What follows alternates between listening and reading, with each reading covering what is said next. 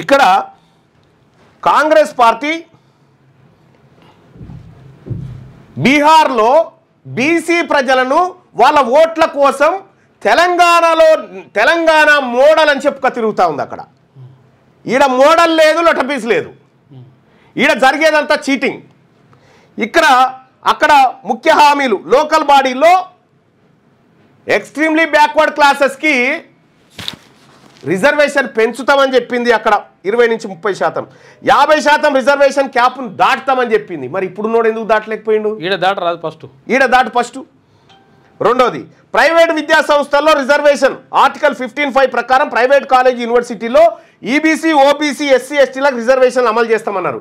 ఇక్కడ ఇంకో పాయింట్ కూడా చెప్పింది కాంగ్రెస్ పార్టీ, ఆడ రాహుల్ గాంధీ. ఆర్టీఈ చట్టం కింద ప్రైవేట్ స్కూల్లో 50% సీట్లు అని చెప్పింది.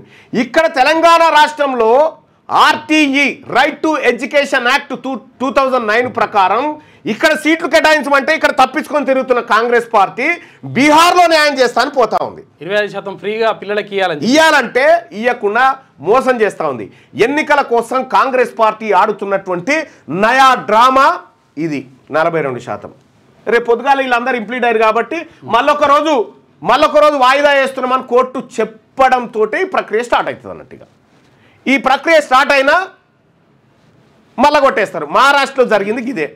2021 నుంచి ఇప్పటిదాకా మహారాష్ట్రలో ఎన్నికలు లేవు. దీని కారణంగానే 27% రిజర్వేషన్ అంశం.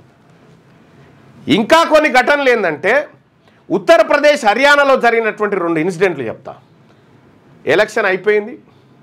ఎలక్షన్ అయిపోయిన తర్వాత విజేత గెలిచిండు, పోయిండు, కుర్చీలో కూర్చుండు, 2 ఏళ్ళు సర్పంచ్గా ఉన్నాడు.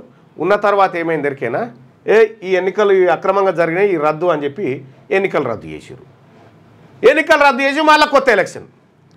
రేపు ఇవాళ మీరు ఊర్ల పొంటి 10, పర్కో, పావులో, తులమో, మాసమో ఖర్చు పెట్టుకొని మీరు సర్పంచ్ అయినా ఎంపీటీసీ అయినా కూడా ఆ పదవి 5 ఏళ్ళ దాకా ఉంటుందన్న గ్యారంటీ లేదు.